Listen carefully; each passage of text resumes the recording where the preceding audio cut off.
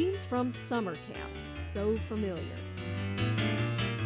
Take away the crowd-pleasing floating balloon the folks here call the blob, and Florida's Camp Winona probably looks very much like a camp you remember from your own childhood. But this is a camp for children with diabetes. We want to teach these children that diabetes should not limit them in any way, that they can do whatever anybody without diabetes can do. We try to teach them to independently manage their diabetes. I'm Katie. I got it when I was 6 months old and I've had it for 11 years. And managing diabetes, particularly for a child, can seem like an overwhelming task. Children with juvenile diabetes, also known as type 1 diabetes, must regularly monitor the level of insulin in their blood, normally through a finger prick. What's a good range? From like 80 to 120. And yours was what? 316. Yeah, 316. And what? Is that really high? Yeah. How's that make you feel when it's that high? I mean, can you tell? Yeah, I can tell. I get really red and stuff. I don't like it, because you usually have to get a shot. Since their bodies fail to produce enough insulin to break down the sugar in their blood, these children must inject insulin in the correct dose at the proper time, often several times a day. If a child neglects to do this, his blood sugar level can rise to dangerous levels, and his mind and body will suffer. High blood sugar can have immediate consequences: mood swings, heart palpitations, upset stomach, lightheadedness or fainting, even seizures. Children with diabetes, as they grow into adulthood, have a higher risk of earlier cardiovascular disease, earlier heart attacks, strokes. It's a leading cause of blindness, kidney failure, if it is not well controlled. Because diabetes is a potentially devastating disease, it's critical that children with diabetes learn to cope with it early on, and that requires some significant effort. I always have to test before every meal and before snacks, and I have to give myself insulin before every meal. The part of any meal that raises blood sugar most acutely is the total number of carbohydrates, not just sugar. So children like 11-year-old Michael Michaud have to calculate the number of carbs they consume in each meal and inject enough insulin to counterbalance that amount. So if I had a hot dog, I'd dose for 3 units because the hot dog wouldn't have any, but I'd have to dose for the bun.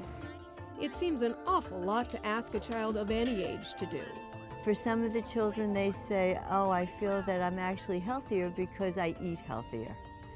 But many children just feel, why me,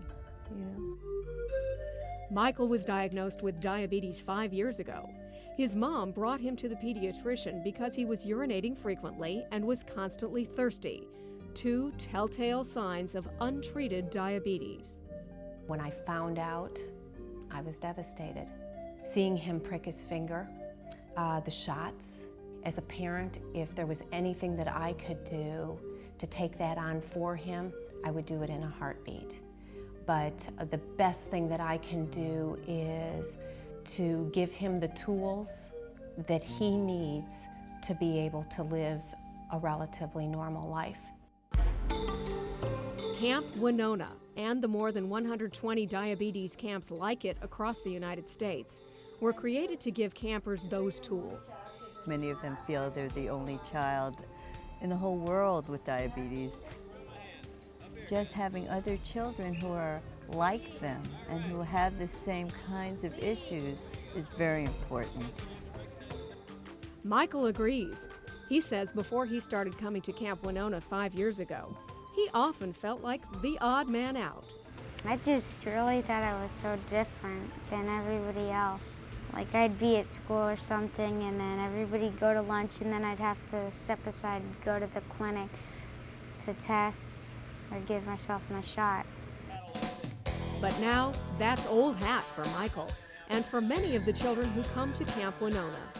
Every year he comes back stronger. He's gained more knowledge, he's more independent, more mature every time. Ask around Camp Winona and you'll hear over and over again, don't feel sorry for us. It's not as bad as it seems. It doesn't hurt. Those things are sharp. Those are really so sharp that you just stick them in and you don't even feel them. The treatment of diabetes continues to evolve. About a dozen of the campers here for this session at Camp Winona use a pump rather than syringes to deliver their insulin. It's like insulin that delivers in small amounts through the day, so you get your insulin instead of having a shot. New insulins are also available. Glargine, for instance, is a long-acting insulin that needs to be injected only once a day.